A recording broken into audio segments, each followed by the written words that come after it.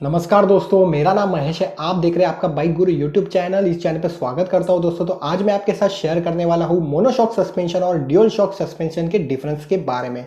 In suspension के फायदे क्या होते हैं और नुकसान क्या होते हैं, वो दोनों भी चीजें आपके साथ में शेयर करने वाला हूं।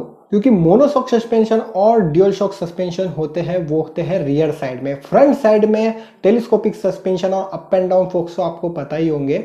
सस्पेंशन का काम क्या होता है दोस्तों, जो बाइक्स के व्हील होते हैं उनको रोड से कनेक्ट रखना, प्लस उसके साथ बहुत सारे फायदे भी होते हैं और बहुत सारे नुकसान भी होते हैं। तो इसी वीडियो से मैं आपको ये समझाने की आज कोशिश करूंगा कि मोनोशॉक सस्पेंशन कैसे वर्क करते हैं, उनके फायदे क्या और ड्यूल शॉक सस्पेंशन के फायदे और नुकसान क्या है।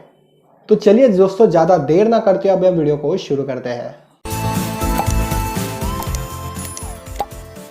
तो दोस्तों, हम सब लोगों ने देखा होगा कि 90s की जो बाइक आती थी तो उन सभी बाइक्स में हमको ड्यूल शॉक सस्पेंशन देखने को मिल जाते थे। पर जब से होंडा यूनिकॉर्न लॉन्च हुई थी 2006 में, तब से कम्यूटर सेगमेंट की बाइक्स में हमको मोनोशॉक सस्पेंशन देखने को मिले थे। बाद में एफजी जो 2008 या 9 के आसपास लॉन्च हुई थी, बाद में R15, तो उन बाइक्स में जैसे कम्यूटर सेगमेंट की बाइक्स है, जैसे लोअर सीसी की बाइक्स, उनमें भी मोनोशॉक सस्पेंशन देखने को मिले थे। तो अभी दोस्तों 125 सीसी की बाइक से लेकर 1000 सीसी की बाइक्स में आपको मोनोशॉक सस्पेंशन देखने को मिल जाते हैं। पर कुछ कुछ बाइक्स ऐसी है जो हायर सेगमेंट की बाइक है, उनमें भी आपको ड्यूल शॉक एब्जॉर्बर देखने को मिलते हैं। मोनोशॉक दोस्तों कहाँ पे होता है, जहां पे टायर के नीचे का बीच का हिस्सा होता है, उस हिस्से में आपको मोनोशॉक सस्पेंशन देखने को मिल जाता है। और ड्यूल शॉक सस्पेंशन तो दोस्तों आपको पता है, वो तो पूरी तरह से एक्सपोज होते हैं। तो दोस्तों, आपने भी आपकी मोटरसाइकिल से लॉन्ग राइड्स वगैरह की होगी। तो इंडिया में आप बाइक चलाते हो दोस्तों, तो हम प्रेडिक्ट नहीं कर सकते कि आगे की रोड की कंडीशन कैसी होगी, क्योंकि इंडिया में अभी भी रोड्स की हालत है बहुत ज़्यादा खराब है। क्योंकि हर जगह आप अगर हाईवे पे भी बाइक चलाते हो तो कभी भी पॉट होल भी आ सकता है, क्योंकि हाईवे की लेवल होती है वो भी ऊपर नीचे होती है। तो इंडिया के जो रोड्स होते हैं दोस्तों, वो हम प्रेडिक्ट के बाहर होते हैं, क्योंकि अभी सीधा रास्ता दिख रहा है, आगे आपको खड्डे देखने को मिल जाते हैं, मिट्टी देखने को मिल जाती है, कहीं पे काम शुरू होता है। तो उस कंडीशन में दोस्तों कभी भी है ना, बाइक्स को स्टेबल रखने के लिए हमेशा ड्यूल शॉक एब्जॉर्बर काफी ज्यादा काम के होते हैं। और खास करके जो रूरल एरिया में रहते हैं, मतलब गांव खेड़ों के एरिया में रहते हैं, गांव खेड़ों के एरिया में आपको कम ही जगह ऐसे गांव देखने को मिलते हैं, वहां पे आपको अच्छे रोड देखने को मिल जाते हैं। बहुत सारे, मैं तो रहता हूँ महाराष्ट्र में, तो महाराष्ट्र में गाँव में ज्यादा करके रास्ते खराब ही रहते हैं। तो उन कंडीशन में मैंने भी देखा होगा, आपने भी देखा होगा कि वहां पे स्प्लेंडर या जो कम सीसी की बाइक है जिनमें ड्यूल शॉक एब्जॉर्बर दिए जाते हैं। उसका रीजन यही होता है दोस्तों कि ड्यूल शॉक एब्जॉर्बर होते हैं, उनकी जो स्टेबिलिटी होती है खराब रोड पे वो काफी अच्छी होती है। और मोनोशॉक किन बाइक्स में दिया जाता है दोस्तों, जो बाइक्स अच्छे रोड्स पे अच्छी स्टेबल, हाई स्पीड पे अच्छी स्टेबल रहे, उसके लिए मोनोशॉक सस्पेंशन हमेशा हायर सीसी की बाइक्स होती है, स्पोर्ट्स बाइक्स होती है, उनमें दिए जाते हैं। इसलिए जो भी खराब रोड पे वगैरह बाइक चलती है उनमें मोनोशॉक ज्यादा कंपनीज रिकमेंड नहीं करती, उनमें ड्यूल शॉक एब्जॉर्बर ही रिकमेंड करती है। तो ऐसा नहीं है दोस्तों कि मोनोशॉक सस्पेंशन खराब रोड पे अच्छा काम नहीं करते हैं, पर अगर कंपेयर करेंगे तो ड्यूल शॉक एब्जॉर्बर खराब रोड पे काफी अच्छे रहते हैं, एक राइडर के लिए और पिलियन के लिए भी। तो आप लोगों ने भी दोस्तों देखा होगा कि आरसी बुक अगर आप खोल के देखो तो उसमें ना जो सीटिंग कैपेसिटी रहती है वो 2 जनों की बैठने की रहती है। पर इंडिया में क्या होता है ना दोस्तों, जो 2 जनों की जो सीटिंग कैपेसिटी है सिर्फ आरसी बुक में ही आपको देखने को मिल जाती है। पर रियल लाइफ में आप अगर देखोगे सिटी में या गांव खेड़ों के एरिया में, तो लोग क्या करते हैं कि 3-4 जन बैठ के भी बाइक से राइड करते हैं।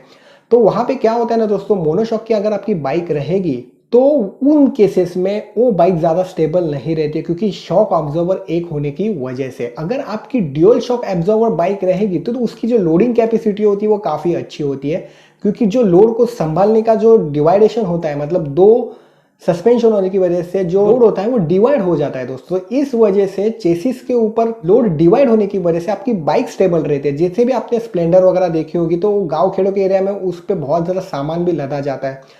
तो वहां पे अगर आपकी मोनोशॉक सस्पेंशन वाली बाइक रहेगी तो वहां पे वो बाइक अनस्टेबल होना शुरू कर देती है। जैसे लॉन्ग राइड्स पे अगर आप देखते हो दोस्तों, बहुत सारा सामान आप लदा के लेके जाते हो, तो वहां पे भी आपकी ड्यूल शॉक एब्जॉर्बर की बाइक रहेगी तो काफी अच्छी स्टेबल चलती है।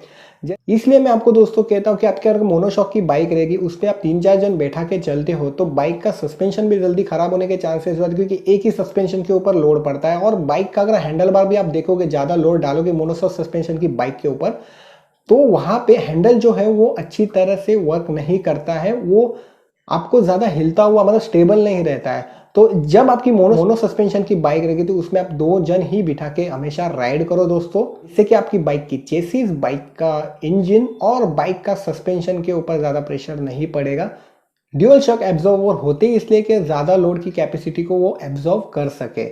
अभी दोस्तों मोनोशॉक सस्पेंशन कब काम का होता है? जब आप बाइक से हाई स्पीड पे चल रहे हो या बाइक से आप कॉर्नरिंग कर रहे हो।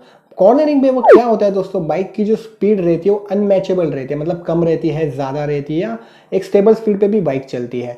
तो मोनोशॉक सस्पेंशन वहाँ पे काफ़ी अच्छा काम करते हैं, क्योंकि मोनोशॉक जो होता है ना दोस्तों वो बाइक के सेंटर में लगा होने की वजह से सिंगल सस्पेंशन होता है, और ड्यूल शॉक के कंपैरिजन में वेट भी मोनोशॉक का काफ़ी कम होता है। इसलिए हाई स्पीड पे कॉर्नरिंग में मोनोशॉक अच्छे रहते हैं। क्योंकि कॉर्नरिंग में क्या होता है ना दोस्तों, कॉर्नरिंग रेडियस कम होने की वजह से अगर हम ड्यूल शॉक एब्जॉर्बर देख लेते हैं तो कॉर्नरिंग में ड्यूल शॉक एब्जॉर्बर इतने अच्छे नहीं रहते हैं जितने कि वो मोनोशॉक रहते हैं, क्योंकि मोनोशॉक का वेट भी कम होता है। अगर हम कॉर्नरिंग करते हो दोस्तों तो कॉर्नरिंग के बाद अगर हमें ड्यूअल सस्पेंशन रहेंगे तो एक सस्पेंशन के ऊपर ज़्यादा लोड रहेगा, अगर हम बाइक को झुका देते हो दूसरे सस्पेंशन के ऊपर कम लोड रहेगा। तो वहाँ पे क्या होता है कि बाइक स्कीड होने के चांसेस बढ़ जाते हैं ड्यूअल शॉक एब्जॉर्बर में। और उस कंडीशन में अगर आपका बाइक का कंट्रोल लूज हो जाता है तो बाइक भी डैमेज हो सकती है और आपका कॉन्फिडेंस भी डैमेज हो सकता है। तो इस वजह से दोस्तों आपकी अगर ड्यूअल सस्पेंशन वाली बाइक रहेगी उससे आप कॉर्नरिंग करने की ज़्यादा प्रयास मत करो, क्योंकि लोड होता है वो एक ही सस्पेंशन के ऊपर ज्यादा रहेगा और दूसरे ऊपर नहीं रहेगा। तो दोस्तों ड्यूल शॉक एब्जॉर्बर रहते हैं उसमें आपको 2 स्प्रिंग्स देखने को मिलती है, मतलब 2 शॉक एब्जॉर्बर देखने को मिल जाते हैं। इस वजह से उनमें वॉल भी 2 होते हैं और 2 पिस्टन भी आपको देखने को मिल जाते हैं। इसलिए ये इंडिपेंडेंट वर्क करते हैं दोस्तों, मतलब एक दूसरे के ऊपर डिपेंड होते हैं। इसलिए ड्यूल शॉक एब्जॉर्बर का जो ट्रैवल डिस्टेंस होता है, मतलब कौन सा सस्पेंशन नीचे रहेगा कौन सा सस्पेंशन ऊपर रहेगा, इसको मैच करना थोड़ा दिक्कत का काम होता है। पर सरल भाषा में कहूँ दोस्तों आपको कि आपने भी सुना होगा 5 स्टेप एडजस्टेबल, 10 स्टेप एडजस्टेबल या 6 स्टेप एडजस्टेबल सस्पेंशन आपने भी सुना होगा। तो वहाँ पे ड्यूल शॉक के जो सस्पेंशन रहते हैं ना दोस्तों उनमें थोड़ा दिमाग कम लगाना पड़ता है। अगर आप देखोगे ड्यूल शॉक सस्पेंशन होते हैं उनको ट्यून करना थोड़ा हार्ड रहता है, और जो ड्यूल शॉक सस्पेंशन होते हैं उनमें जो स्विंग आर्म रहता है उसकी मूवमेंट पर भी असर पड़ता है, क्योंकि ड्यूल शॉक होने की वजह से स्विंग आर्म की जो ट्विस्ट होता है, मतलब स्विंग आर्म जो हिलता रहता है, क्या होता है ना दोस्तों, स्विंग आर्म अगर एक तरफ ज़्यादा झुकाई देगा और दूसरी तरफ कम, तो वहाँ पे क्या होता है बाइक की हैंडलिंग, ब्रेकिंग खराब होने के चांसेस बढ़ जाते हैं। और जो रियर टायर होता है ना दोस्तों उसके ऊपर भी प्रेशर ज़्यादा पड़ता है, तो वहाँ पे रियर टायर खराब होने के भी चांसेस रहते हैं। तो इस वजह से दोस्तों ड्यूल शॉक एब्जॉर्बर में सस्पेंशन को एडजस्ट करना थोड़ा सा दिक्कत का काम होता है। तो दोस्तों जो मोनोशॉक सस्पेंशन रहते हैं उनमें ट्रैवल मैचिंग करना ज़्यादा दिक्कत का काम नहीं होता है, क्योंकि आपने भी देखा होगा दोस्तों सिंगल सस्पेंशन होने की वजह से जो ट्रैवल मैचिंग होती है वो काफ़ी ईजी हो जाती है।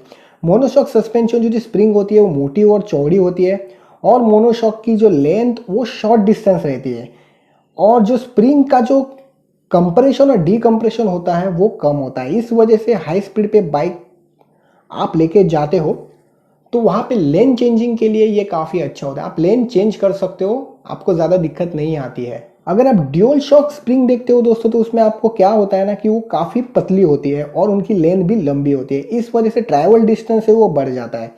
स्प्रिंग कंप्रेशन कम होने की वजह से ड्यूल शॉक एब्जॉर्बर बाइक्स में लेन चेंजिंग और बाइक को हैंडल करने में काफ़ी ज़्यादा दिक्कत होती है। इस वजह से मोनोशॉक सस्पेंशन रहते हो दोस्तों वो रेसिंग बाइक्स में आपने देखे होंगे, रेसिंग बाइक्स में काफ़ी अच्छी तरह से यूज़ किए जाते हैं, और जो भी कम्यूटर सेगमेंट की बाइक्स होती है उनमें भी, जो मतलब स्पोर्ट्स सेगमेंट की कम्यूटर बाइक्स, उनमें भी आपको मोनोशॉक सस्पेंशन देखने को मिल जाते हैं, क्योंकि उनकी स्टेबिलिटी अच्छी होती है, कॉर्नरिंग कैपेबिलिटी भी अच्छी होती है। इसकी वजह से बाइक्स को मूव करने में ज़्यादा राइडर को एफर्ट्स नहीं लगाने पड़ते हैं। मैं आपको बता देता हूँ दोस्तों कि मोनोशॉक सस्पेंशन होते हैं दोस्तों वो अच्छी तरह से वर्क क्यों करते हैं, क्योंकि जो मोनोशॉक सस्पेंशन होते हैं वो बाइक के चेसिस से डायरेक्टली कनेक्ट होते हैं, मतलब सीट के नीचे होते हैं। तो इसकी वजह से फायदा क्या होता है दोस्तों, कॉर्नरिंग करनी होगी या हाई स्पीड पे बाइक रखनी होगी, आपकी बाइक स्टेबल रहती है। पर ड्यूल शॉक एब्जॉर्बर में क्या होता है ना दोस्तों, जब खड्डे आते हैं या कोई मतलब खराब रोड वगैरह आता है ना, तो वहाँ पे क्या होता है कि चेसिस के ऊपर समांतर लोड नहीं पड़ता है, मतलब एक सस्पेंशन के ऊपर ज़्यादा लोड पड़ता है, एक सस्पेंशन के ऊपर कम लोड पड़ता है।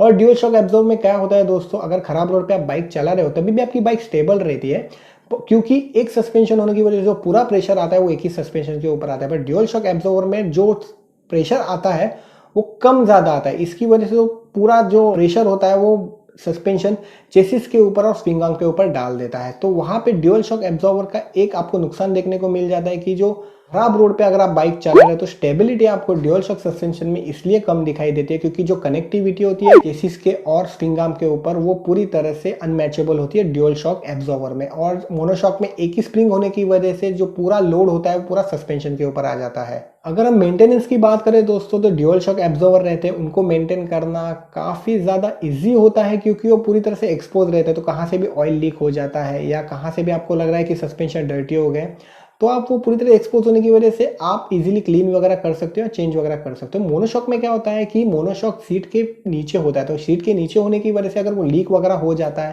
या कुछ भी उसमें खराब वगैरह हो जाता है उसको अगर वॉश भी करना होगा तो काफ़ी ज़्यादा मेहनत का काम रहता है। अगर उसको आपको बदलना भी होगा तो काफ़ी अच्छी तरह से बाइक को ओपन करना पड़ता है, उसके बाद ही वो हमको प्रॉब्लम समझ में आता है कि सस्पेंशन में क्या प्रॉब्लम है। तो यहाँ पे अगर मेंटेनेंस की बात करें तो मेंटेनेंस में ड्यूल शॉक एब्जॉर्बर का मेंटेनेंस आपको कम देखने को मिलता है कंपेयर टू मोनोशॉक। तो दोस्तों अगर हम सस्पेंशन की लाइफ की बात करें तो सस्पेंशन की लाइफ डिपेंड रहती है आपकी बाइक की राइडिंग कहाँ पे कौन से रोड कंडीशन में हो रही है। तो जो ड्यूल शॉक एब्जॉर्बर रहते हैं उनकी लाइफ काफ़ी अच्छी रहती है कंपेयर टू मोनोशॉक एब्जॉर्बर क्योंकि ड्यूल शॉक एब्जॉर्बर का क्या होता है आप खराब रोड पे या सिटी में आप स्पीड ब्रेकर या बहुत सारी कंडीशंस के ऊपर डिपेंड रहता है। उन कंडीशंस में हमेशा ड्यूल शॉक एब्जॉर्बर होते हैं काफ़ी अच्छे होते हैं क्योंकि ड्यूल शॉक एब्जॉर्बर में क्या होता है जो रोड से जो बाउंस आता है मतलब जो खड्डे से जो शॉक आता है वो दोनों सस्पेंशन के ऊपर डिवाइड हो जाता है और जो ड्यूल शॉक एब्जॉर्बर रहता है वो चेसिस से कम कनेक्ट रहते हैं। इसकी वजह से आपको झटका भी कम महसूस होता है अगर आप ड्यूल शॉक एब्जॉर्बर बाइक्स खराब रोड्स पे वगैरह आप लेके जाते हो तो यहाँ पे जो शॉक होता है वो डिवाइड होने की वजह से आपकी राइड क्वालिटी भी खराब रोड पे अच्छी बनी रहती है। सिर्फ एक नुकसान होता है कि स्टेबल करना बाइक को थोड़ा मुश्किल होता है।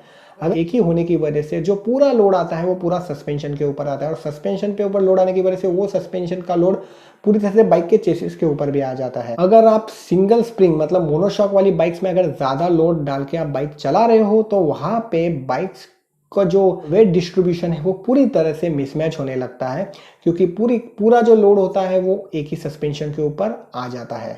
अगर हम देखें दोस्तों कि जो मोनोशॉक की बाइक्स रहती है वो काफ़ी महंगी रहती है compare to dual shock absorber वाली बाइक से क्योंकि मोनोशॉक की जो लागत होती है बनाने की वो काफ़ी ज़्यादा होती है compare to dual shock absorber. Dual shock absorber दोस्तों जो कम सीसी की मोटरसाइकिल्स रहती है मतलब डेली कम्यूटिंग की उनमें दिए जाते हैं और उनको मेंटेन रखना भी काफ़ी कम खर्चीला काम होता है compare to dual shock absorber से। क्योंकि आपने भी देखा होगा दोस्तों जो ड्यूल शॉक एब्जॉर्बर मोटरसाइकिल रहती है उनकी सीट हमेशा एक लेन पे रहती है और जो मोनोशॉक सस्पेंशन की बाइक रहती है उनको बनाने के लिए कंपनीज को काफ़ी ज़्यादा चेंजेस करने पड़ते हैं चेसिस के ऊपर भी और बहुत सारे डिज़ाइन डायग्राम में भी चेंजेस करने पड़ते हैं। जितनी भी मोनोशॉक सस्पेंशन की अपनी बाइक देखी उनकी पिलियन की जो सीट होती है वो ऊपर रहती है तो यहाँ पे काफ़ी ज़्यादा चेंजेस होने की वजह से ड्यूल शॉक एब्जॉर्बर की बाइक सस्ती रहती है कंपेयर टू मोनोशॉक सस्पेंशन से। तो हर वेदर के लिए हर रोड कंडीशन के लिए हमेशा आपको ड्यूल शॉक एब्जॉर्बर काफ़ी अच्छे होते हैं। तो अभी कौन से सस्पेंशन है वो बेहतर निकल के आते हैं। मोनोशॉक सस्पेंशन रहते हैं ना दोस्तों वो बाइक की हैंडलिंग बाइक की कॉर्नरिंग और बाइक की स्टेबिलिटी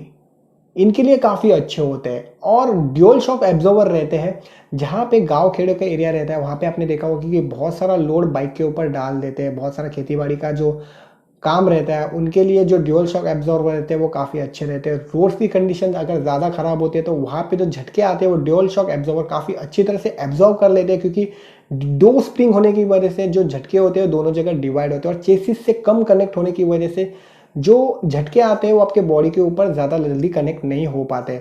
अगर आपकी बाइक मोनोशॉक सस्पेंशन वाली रहेगी तो मोनोशॉक सस्पेंशन एक ही स्प्रिंग होने की वजह से और वो बाइक के जो सस्पेंशन वो चेसिस से ज़्यादा कनेक्ट होने की वजह से आपको झटके ज़्यादा लगते हैं खराब रोड पे। पर बाइक की हैंडलिंग अच्छी रहती है खराब रोड पे अगर आपकी बाइक का मोनोशॉक सस्पेंशन रहेगा तो। अगर हम मेंटेनेंस की बात करें तो ड्यूल शॉक एब्जॉर्बर रहते हैं उनका ज़्यादा कुछ मेंटेनेंस रहता नहीं। अगर वो ख़राब भी हो जाते हैं ऑयल लीकिंग का वगैरह कुछ भी इशू आता है तो आप उसको इजी वे में चेंज कर सकते हो क्योंकि वो एक्सपोज रहते हैं। अगर हम मेंटेनेंस की बात करें तो मेंटेनेंस ज़्यादा करके रहता है मोनोशॉक सस्पेंशन में क्योंकि मोनोशॉक सस्पेंशन की लाइफ थोड़ी कम रहती है क्योंकि मोनोशॉक के सस्पेंशन ज़्यादा करके ज़्यादा लोड सहन करने के लिए नहीं होते। उनका जो काम होता है वो बाइक को स्टेबल रखना, हाई स्पीड पे भी बाइक को स्टेबल रखना और कॉर्नरिंग कैपेबिलिटी बढ़ाना। तो वहाँ पे आप ज़्यादा लोड वगैरह डालते हो तो ड्यूअल शॉक सस्पेंशन के कंपैरिजन में मोनोशॉक सस्पेंशन जल्दी खराब होते हैं। आपने भी बहुत सारे लोगों ने ये महसूस किया होगा या आपने देखा भी, अगर ड्यूअल शॉक सस्पेंशन अगर आपकी बाइक का खराब हो जाता है तो उस कंडीशन में आप एक सस्पेंशन के ऊपर भी बाइक चला सकते हो धीरे धीरे।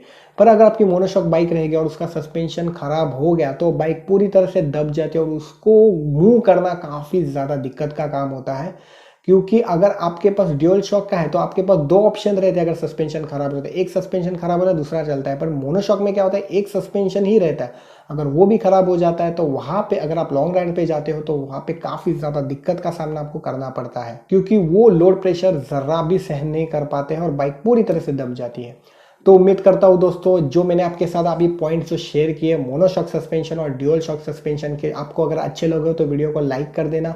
अगर आपको भी कुछ क्वेश्चन हो तो आप मुझे इंस्टाग्राम पे फॉलो भी कर सकते हो। इंस्टाग्राम पे आप मुझे पूछ भी सकते हो, क्योंकि मोटरसाइकिल और स्कूटर रिलेटेड इन्फॉर्मेटिव वीडियो आपके लिए मैं बनाता रहता हूँ। अगर आप इस चैनल पे नए हो दोस्तों तो चैनल को सब्सक्राइब करके बेल आइकन प्रेस करना ना भूलना, क्योंकि मेरे नेक्स्ट वीडियो के नोटिफिकेशन आपको मिलते रहेंगे। तो मिलते हैं दोस्तों नेक्स्ट वीडियो में, तब तक के लिए जय हिंद, जय भारत।